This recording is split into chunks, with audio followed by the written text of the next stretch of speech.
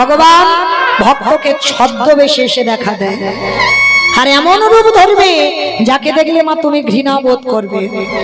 একটা কথা বলে যাই মা, যদি কোনোদিন দুপুর বেলা তোমার খাবার সময় অতিথি আসে, মনে রেখো অতিথি তাকেই বলে যা তিথির জ্ঞান নেই। তোমার আত্মীয় পরিজন আসবে, ফোন করে আসবে, তুমি তো তার জন্য রান্না করেছো, এটা অতিথি নয়। অতিথি হওয়া রান্নায় আসবে, যার কোনো তিথি ঠিক থাকবে না, যার কোনো সময়, যার কোনো বার, যার কোনো নক্ষত্র, যার দিন সে জানাবে না তোমায় যে আজকে আমি তোমার বাড়ি যাব, সেই হবে তোমার বাড়ি অতিথি। আর সেই অতিথি যদি দুপুর বেলা আসে, মা হয়তো সবার খাওয়া হয়ে গেছে, তোমার বাকি আছে, জানবে বহু বহু জন্মে সাধ্য সাধনা হলে তবে দুপুর বেলা খাবার সময় অতিথি আসে। একটা দিন যদি নিজের না খেতে হয় খাবে, কিন্তু দুপুর বেলা কোনো ভিক্ষুক যেন দুয়ার থেকে চলে না যায়। এটা আমার কথা নয়, মহাজনগত পন্থা।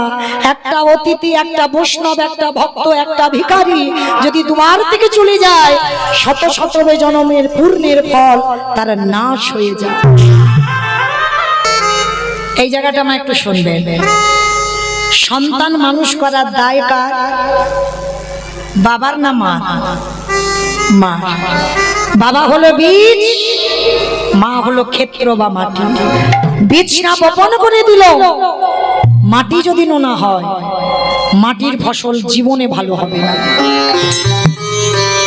খুব সাবধান মা, এই মাটিটাকে খুব ভালো হতে হবে। কারণ এই যে সন্তানের মা হব, কৃষ্ণ ভক্ত ছেলের মা হব, এটা তো স্বামীর কাছে চাইতে হবে। আমরা তো তেমন স্ত্রী নই বাবা, স্বামীর কাছে তো চাইতে শিখি না। তুমি যে সন্তানটা নেবে স্বামীর কাছ থেকে, তাহলে তোমাকে চাইতে হবে না? তুমি সময়, দিনক্ষণ, তিথি, নক্ষত্র দেখেই স্বামীর কাছে আঁচল পেতে ভিক্ষা করতে হবে, স্বামী তুমি আমার গর্ভে একটা কৃষ্ণ বলা সন্তান দাও। দুজনে ভজন সাধন করে গোবিন্দ সেবা পূজা দিয়ে তোমাকে যেতে হবে স্বামীর ঘরে, তবেই তো তুমি একটা সুযোগ্য ছেলের মা হবে। কারণ আপনারা প্রশ্ন করবেন, মৌমিতা তুমি সব তো আমাদের দোষ দিলে, আমিও একটা নারী জাতি, সবটাই আমাদের দোষ। কারণ কোনোদিন আমার বাবাদের দোষ নয়। কেন? এটা আমি মৌমিতা বলছি না, শাস্ত্র প্রমাণ দিল। দেখেন, কশ্যপ মুনির 4টে পাট রানী ছিল। ভালো করে শুনবেন মা, এই কথাটা শুনলে বুঝতে পারবেন এই কেন আমাদের মতো নারীদের দোষ, পুরুষদের দোষ কোনো দিন নয়। কশ্যপ মুনির চরিত্র শুনলে বুঝতে পারবেন। কশ্যপ মুনির 4টে পাট রানী ছিল, দিতি, অদিতি, কদ্রু, বিনতা, 4টে বউ, প্রধানা বউ। তো 4 জনকে রেখে কশ্যপ মুনি 12 বছর তপস্যায় চলে গেল। আর 12 বছর যখন তপস্যায় হচ্ছে, তার 4 জন রানীর কোনো অসুখ ছিল না, সমস্ত সুখ ছিল। কিন্তু মা, প্রতিটা নারী জীবনে একটা সুখ যদি না থাকে, সে তো সারা জীবন কাঁদবে। বলো তোমার সেটা কি? সন্তান, একটা মা বলা সম্পদ। তার 4টে রানী বসে বসে কাঁদছে। তা যখন 4টে রানী কাঁদছে, কশ্যপ মুনি যেই না ধ্যানে বসে, চঞ্চল হয়ে যাচ্ছে, কিছুতে ধ্যানে মন বসছে না। ঘরে ফিরে এসে 4টে রানীকে ডেকেছে, বড় রানী, মেজ রানী, সেজ রানী, ছোট রানী, এখানে এসো। কি হয়েছে তোমাদের? তোমরা এমন করে ডাকছো কেন? আমি যার জন্য ধ্যানে মন বসাতে পারছি না, কি হয়েছে তোমাদের বলো। 4টে রানী বলছে, স্বামী আমরা 4 জনে তোমার কাছে সন্তানের মা হতে চাই। কশ্যপ মুনি হেসে উঠেছে, বাহ, এই জন্য তোমরা কাঁদছো? কিন্তু শোনো, আমি তো যোগী পুরুষ, আমি কারোর ঔরসজাত সন্তান দিতে পারবো না, তবে আমার পরশে তোমরা মা হবে। মানে কেমন সাধনা ছিল দেখো বাবা। এখনকার জগতের মতো নোংরা জগৎ নয়, তাদের কতটা সাধনা ছিল, পরশ করলে সন্তানের জননী হবে। তো এইবার যেই না বাবা চারটে রানীকে আদেশ দিয়েছে কশ্যপ মুনি, আমি কারোর ঔরসজাত সন্তান দেব না, আমার পরশে তোমরা মা হবে, যাও তোমরা স্নান করে এসো। চারজনে গঙ্গা স্নান করে এসেছে। গঙ্গা স্নান করে বাবা প্রথমে বড় রানীকে ডেকেছে, অদিতি। বড় রানীকে ডেকে বলছে, বড় রানী বলো তুমি কেমন ছেলের মা হতে চাও? ভালো করে শুনবেন মা, তোমাদের খুব জানা দরকার। বলো কেমন সন্তান চাও? বড় রানী এসে বলছে, স্বামী সন্তান যদি দিতে হয় আমার গর্ভে এমন সন্তান দাও যে ছেলেদের জন্য আমার যেন জগৎ জোড়ার নাম ডাক হয়। বাহ, তুমি জগৎ জোড়ার নাম ডাকের মা হতে চাও, আশীর্বাদ দিলাম। তোমার গর্ভে যারা আসবে তারা সব অন্য কেউ নয়, তারা হবে স্বর্গেই এক একটা দেবতা। দেবতাদের মায়ের নাম হলো অদিতি। এইবার মেজ রানীকে ডেকেছে, দিতি এদিকে এসো, বলো তুমি কেমন ছেলে চাও? আর দেখবেন মা, লক্ষ্য করবেন একটা পুরুষ যদি পুরুষকে হিংসা না করে, একটা নারী কিন্তু একটা নারীকে বেশি হিংসে করে। যেই না মেজ রানীকে ডেকেছে, মেজ রানী তো রাগে জ্বলছে, আমি আর কি চাইবো, তুমি তো মাথাটা বড় দিদিকে দিয়ে দিলে, আমার ভাগে আর ভালো কিছু আছে? আরে বাবা তুমিও তো রেগে যাচ্ছ কেন? তুমি শান্ত হও, শান্তভাবে তুমি আমার কাছে বলো কেমন ছেলে চাও। ঠিক আছে শান্ত আমি পরে হব। সন্তান যদি দিতে হয় আমার গর্ভে এমন সন্তান দাও যেন বড় দিদির ছেলের থেকে আমার ছেলেরা দ্বিগুণ শক্তিশালী হয়। মায়েরা ভালো করে শুনবেন, বাবা একটা, মাগুলোর চরিত্র দেখেন। এক নারীর হিংসায় জর্জরিত হয়ে ওই যে বাবা অসুর আর দেবতাদের যে যুদ্ধগুলো দেখো না, এরা তো অন্য কেউ নয়, সব ভাই ভাই। বাবা একটা, মাগুলো আলাদা। তাহলে দুটো রানী নিয়ে নিল। এইবার 3 নম্বরের রানীটা, সে তো আগুনের মতো যেন জ্বলছে। মানে বড় দিদি নিল, মেজ দিদি নিল, তার মাথার কেশ এলিয়ে দিয়েছে, পরনের বসনটা ধুলায় উঠছে, এলুথেলু বেশ। কশ্যপ মুনি ডাক দিয়েছে তৃতীয় রানীকে, কি যেন নাম বললাম? কে শুনেছো বলো? ভুলে গেছো? এর মধ্যে ভুলে গেছো। তাহলে আমি কি করব? কদ্রু। আর যেই না কদ্রুকে ডেকেছে, অসজ রানী এদিকে এসো, বলো তুমি কেমন ছেলের মা হতে চাও? সে তোর আগে যেন জ্বলছে, আমি আর কি বলবো বলো? তুমি তো মাথাটা বড় দিদি আর মেজ দিদিকে দিয়ে দিলে, আমার ভাগে আর কিছু আছে? আরে বাবা তুমি এত খেপে যাচ্ছ কেন? বলো না তুমি কেমন ছেলে চাও। আমি তো তোমাদের সবাইকে কথা দিয়েছি, যে যেমন ছেলে চাইবে আমি তেমন দেব। বলো কেমন ছেলে চাও। তৃতীয় রানী রেগে গিয়ে রাগের মাথায় বলে উঠল, শোনো সন্তান যদি দিতে হয় তাহলে বড় দিদির মতো নয়, শেষ দিদির মতো নয়। আমার গর্ভে যারা আসবে শুধু বড় দিদির ছেলে নয়, মেজ দিদির ছেলে নয়, গোটা পৃথিবীর মানুষ আমার সন্তানকে দেখে যেন ভয়ে থরথর করে কাঁপে।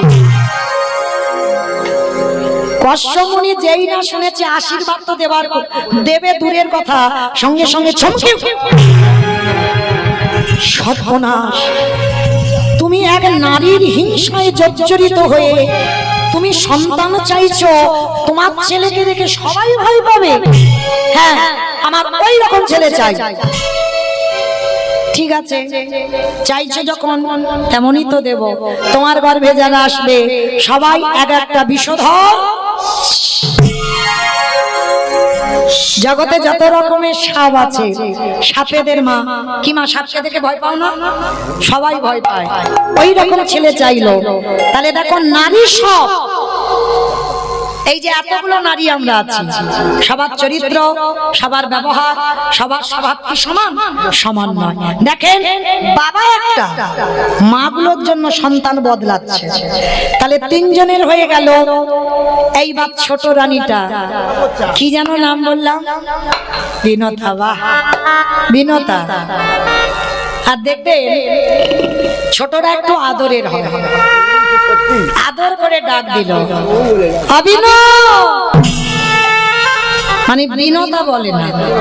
যেমন আমি মৌমিতা, আমার মা আদর করে আমাকে মৌমিতা বলে না, শুধু মৌ বলে ডাকে। তা এগুলো আদরের নাম, ভালোবাসার নাম।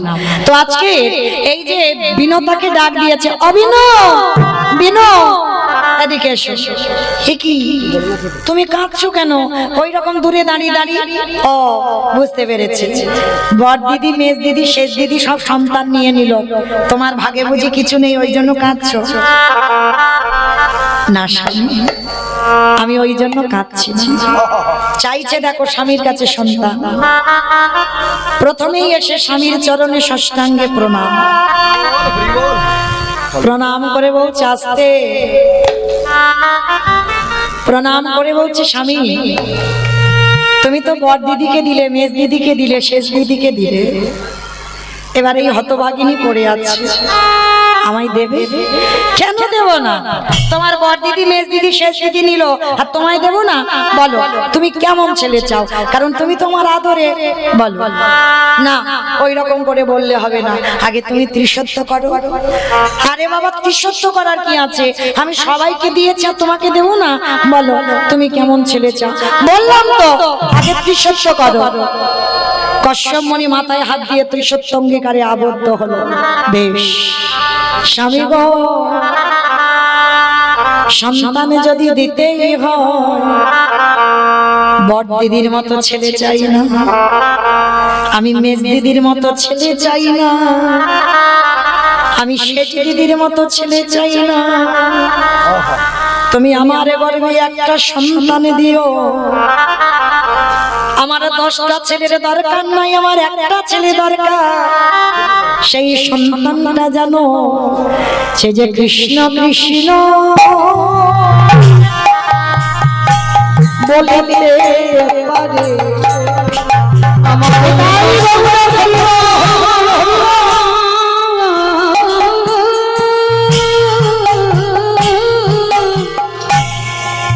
অন্য সন্তান চাহি না স্বামী, সদাই কৃষ্ণ কৃষ্ণ কৃষ্ণ বলে। আস্তে, তো যেই না আমার বলেছে কৃষ্ণ বলে সন্তান দাও, সঙ্গে সঙ্গে কশ্যপ মুনি বিনতাকে বুকে ধরে বলল, বিনতা এই জগতে তুমি আমার বউ নও, তুমি আমার স্ত্রীও নও, তুমি হলে আমার সহধর্মিণী। তোমার মতো স্ত্রী যেন জনমে জনমে পাই। বিনো, তোমার গর্ভে আমি বেশি নয়, তোমার গর্ভে আমি মাত্র 2টো সন্তান দেব, আর এমনই 2টো সন্তান দেব। শোনো, ওই 2টো সন্তান, একটা হবে অরুণ পাখি আর একটা হবে মা গরুর পাখি, একটা হবে সূর্য বাহন আর একটা নারায়ণের বাহন। তাহলে বেশি সন্তান নয়, তোমার গর্ভে যাকে জন্ম দেবে ওই ভগবানের নাম শুধু বলবে না, ওই গরুর পাখি কি করিবে জানো? আমার ভগবানকে কাঁধে নিয়ে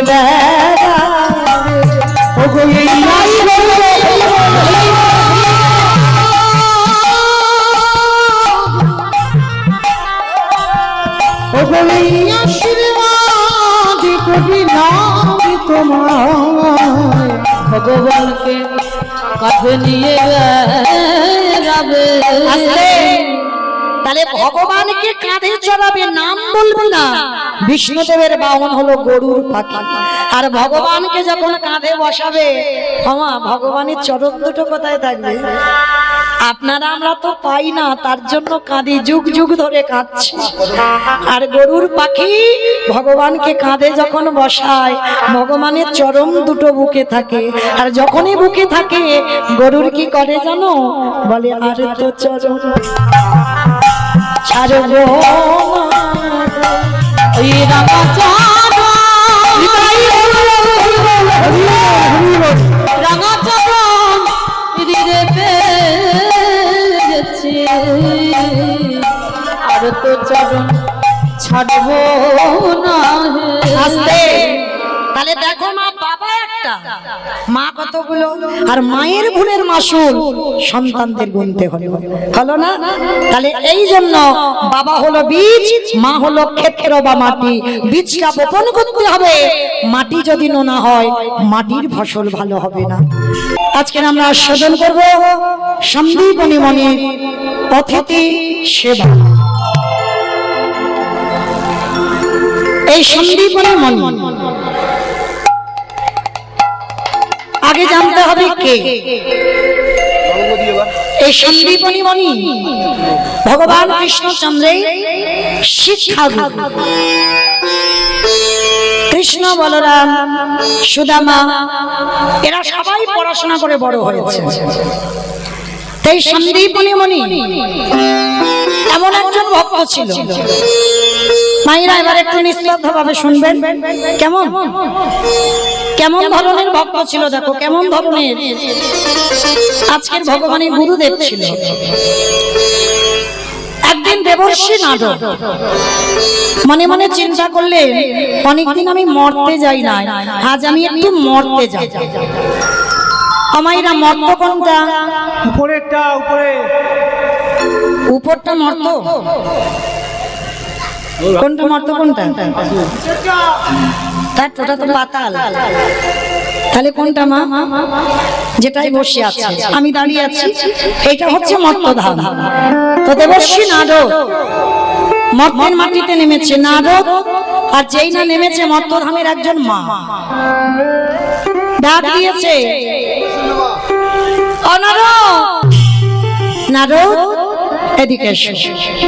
এই যে তুমি যে ভগবানের কাছে থাকো, সর্বদা ভগবানের নাম করো বিনাতে। নারদ, যারা যারা ভগবানকে ডাকে, সেবা পূজা করে, তার শেষ জীবনের গতি কি হয়? যেই না বলেছে শেষ জীবনে গতি কি হয়, নারদ মুনি বলছে, এই যে ওমা, এ প্রশ্নের উত্তর তো আমার জানা নেই।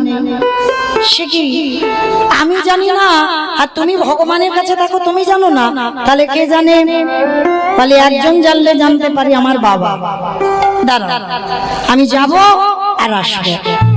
এইবার চতুর্মুখী ব্রহ্মার কাছে গেছে নারদ।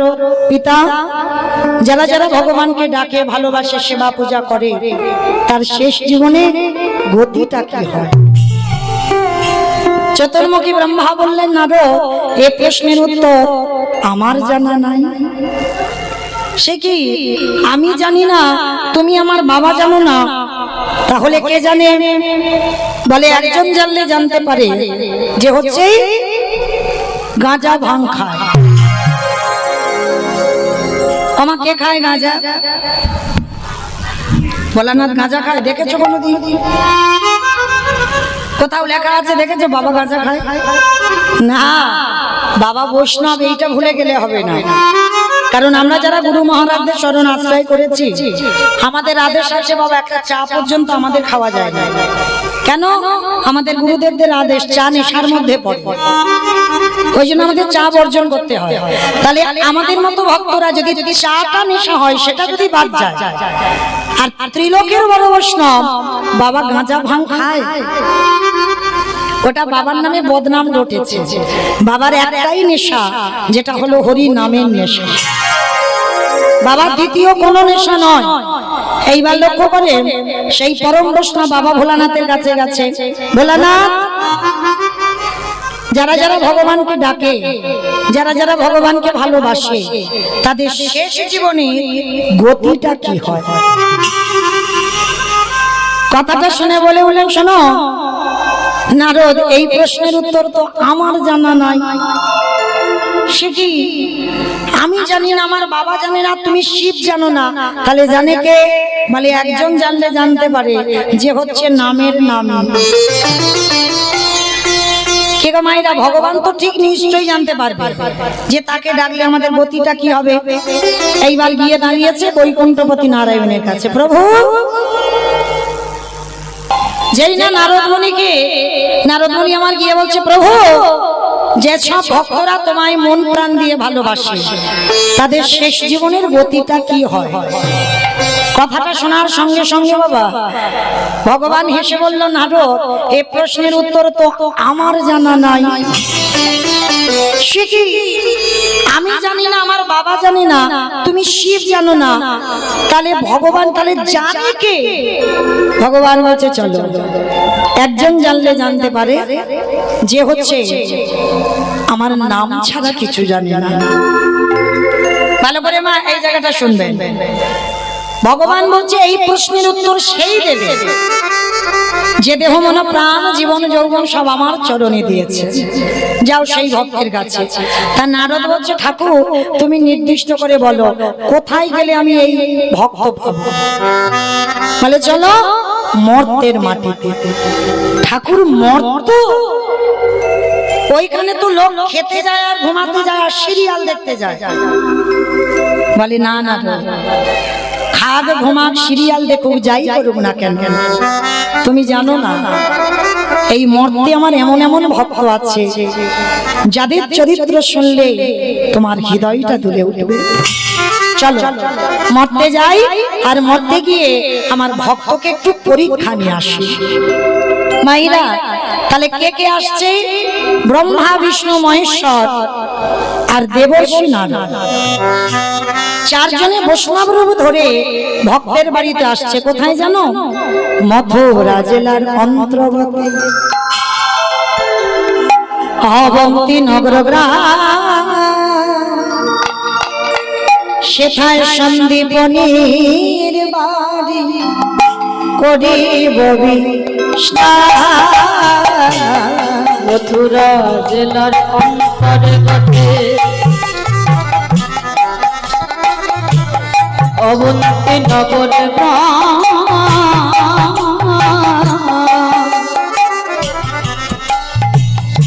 সেথা সন্দীপনীর বাড়ি করিব বিশ্রাম। আজ যাব আমি ভক্তের ঘরে, বলে যাব আমরা সেই ভক্তের ঘরে। আজ বিশ্রাম লইবারে পরে যাব আমরা ভক্তের ঘরে। ব্রহ্মা বিষ্ণু মহেশ্বর আর নারদ চারজনে আসছে মর্তের মাটিতে সন্দীপনী মনির দুয়ারে। তো বাবা এই যে সন্দীপনী মনি কেমন ভক্ত জানেন? একেবারে অন্য জগৎ। অন্য জগৎ মানে কেমন? এই যেমন বাবা আমাদের ব্রতের মাস চললো 1 মাস, অনেকে অনেক ভাবে পালন করেছে, কিন্তু এই সন্দীপনী মনির একটা সংকল্প ছিল। কি সংকল্প জানো? প্রতিদিন এই মণিবর ব্রহ্ম মুহূর্তে ঘুম থেকে উঠত। কারণ মনে রাখতে হবে মা, সাধন ভজনের সঠিক সময় হচ্ছে ওটাই। সারাদিন বাবা যত তুমি আরতি করো না কেন, যত সেবা পূজা করো না কেন, ভোরের বেলা মঙ্গল আরতিতে যত শান্তি পাবে, আর কোন সময় কোন পূজাতে কোন সময় কোন কালে অত তৃপ্তি পাবে না। কেন?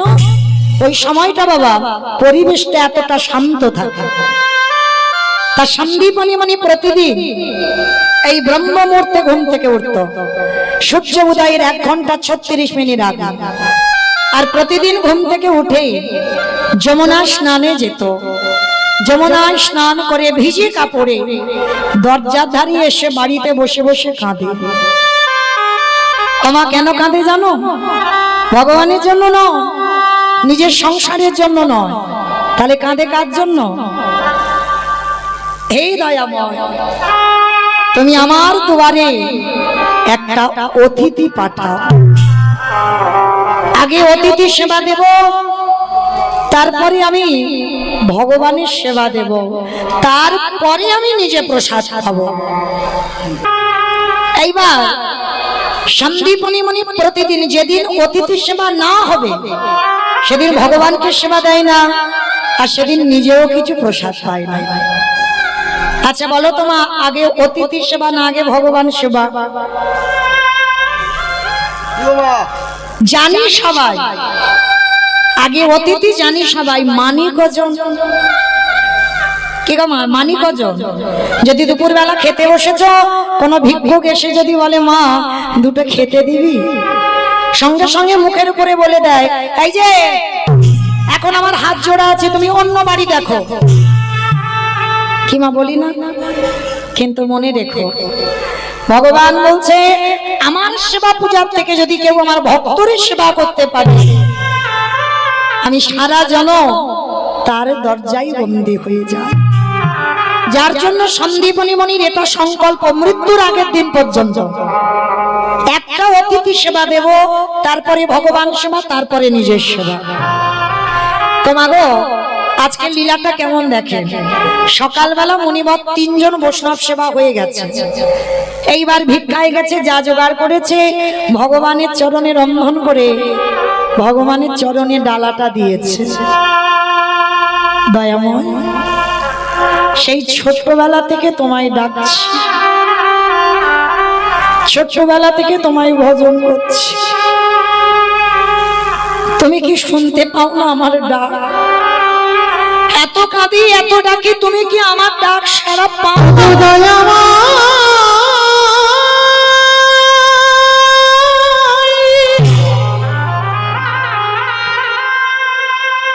দেখা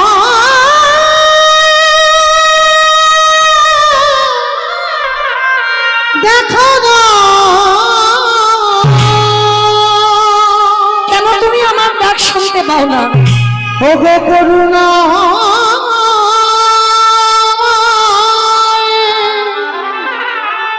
দেখা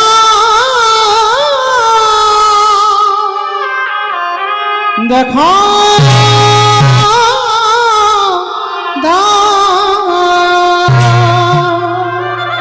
বসে বসে কাঁদি আর বলি দয়াময়, তোমায় ডাকতে ডাকতে দন্ত পড়ে গেল, চামড়া আলগা হয়ে গেল, চুলও পেকে গেল, তুমি এখনো তুমি আমায় সাড়া দিতে পারো? আমি কোথাও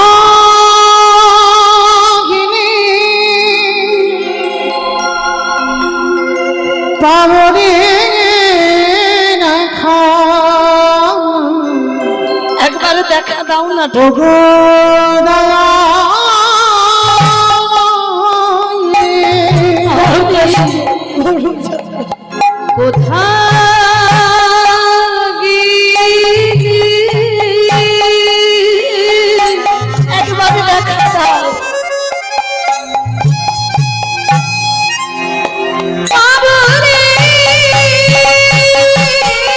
একবার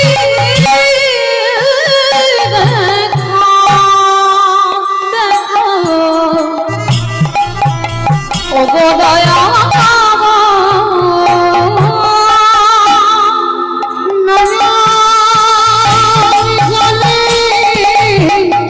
এত কাঁদি কি তুমি শুনতে পাও না?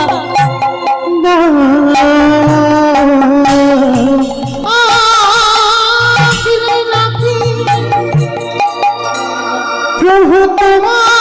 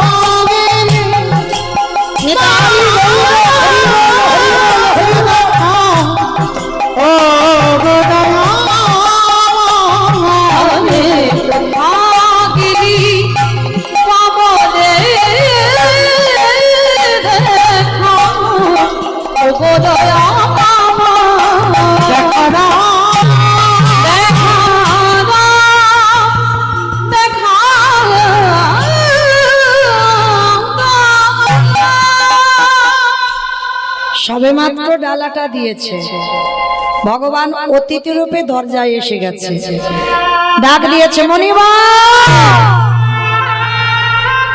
বাড়িতে আছো? আমা ভগবানের ডাক আর মানুষের ডাক আলাদা হবে না। ভগবান যেদিন তোমায় ডাকবে ওই ডাকটার হৃদয় জুড়ানো ডাক, ওই ডাকটা তুমি কোনোদিন শোনোনি, আর ওই ডাক যেন কোনোদিন কাউকে বলেও দিও না। আপন ভজন কথা না কহিবি যথা তথা। ভজনের কথা তুমি সবার কাছে বলতে পারো না। তো আজকে সন্দীপনী মনি যেই না ডাকটা শুনেছে ডালাটা ফেলে রেখেছে, ভগবান সেবা পরে হবে, ছুটি এসে দরজায় দেখে না 4 জন বৈষ্ণব। বাবা বাবা বাবা, আজ আমার দিনটা কত ভালো গো। সকালবেলা আমি 3 জন বৈষ্ণব সেবা দিয়েছি, আবার দুপুরবেলা 4 জন। আসুন আসুন আমার ঘরে আসুন। হাই রে, যে নিজের পেটের ভাত জোগাড় করতে পারে না ভগবান তার বাড়িতে গেছে। ভগবান এমনই তো গো, যার আছে তার কাছে যায় না,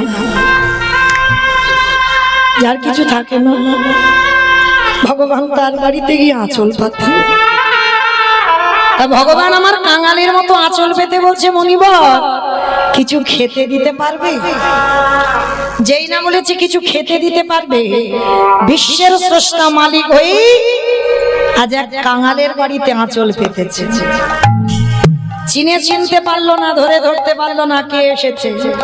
কমাইরা সেই সৌভাগ্য আপনারা আমরা অর্জন করিনি যে সাক্ষাতে ভগবানের ওই রূপ দেখব। আজকে সন্দীপনী মনি ভগবান বাপ 4 জন বৈষ্ণবকে বলছে, বসুন আমি দেখছি। সকালবেলা ভিক্ষা করে চাল ডাল তো আছে, তো ছুটে গেছে ঘরে, আর ঘরে গিয়ে বাবা হাঁড়িটা খুলে দেখে না একটাও চাল ডাল নেই। সব গেল কোথায়? যে করে আমার আশ তারে করি, তারে করি সর্বনাশ। না, ভগবান তো সর্বনাশ করে না গো, সব নাশ। সর্বনাশ জীবনে ভক্তের করতে পারে ভগবান। ভক্ত তার প্রাণ, ভক্ত তার জীবন, কোনদিন সর্বনাশ করে না। সব নাশ, সর্বনাশ বানান আলাদা, সব নাশ বানান আলাদা।